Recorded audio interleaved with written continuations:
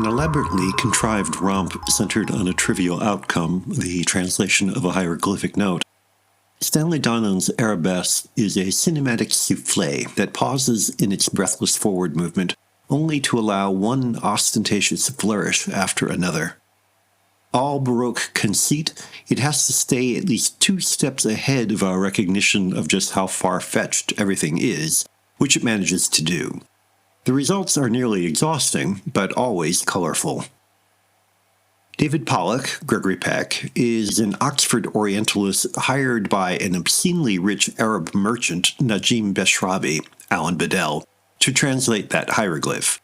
Beshravi keeps Yasmin Auzir, Sophie Loren, as a trophy mistress, and for reasons too complicated to describe, she and Pollock spend most of the movie on the run from Beshravi's wrath. The deliberately absurd tone never degenerates into self-parody. The most outlandish embellishments are played straight. It is the charged balance between the showy presentation and ridiculous action that produces the film's ebullience. Donen, probably best known as co-director with Gene Kelly of Singin' in the Rain and a former dancer and choreographer, knows how to keep things moving. While Arabesque is not a musical, it exploits the same charming brilliance of Donen's work with Kelly. It is not exactly light, however. You are a touch too aware of the feats, of the effort to wow, to be able simply to enjoy the results. There's always a nudge to admire what we're seeing.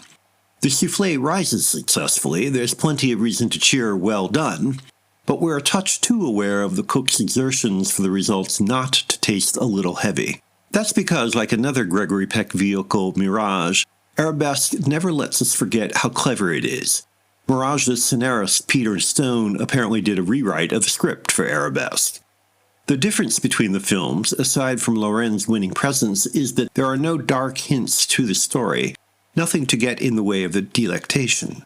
Beshravi's team is murderous, and there is plenty of suspense, but the atmosphere is too giddy for any sense of real danger, unlike Mirage, in which Peck's very identity is at risk. The threats and killings are just the spices necessary to keep the soufflé tasty.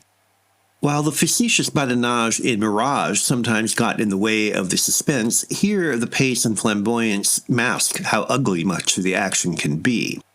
A few moments, like a struggle and murder in an aquarium, for example, are nasty enough to threaten to tip the balance. Like the skillful dancer he was, however, Donen teeters just close enough to the edge to make us gasp, only to twirl away with another dizzying camera arabesque, making us giggle at his skill, our susceptibility to conceits, and the punning aptness of the move. The results are not profound, but they are repeatedly, consistently entertaining, which, when you think about it, is a kind of profundity.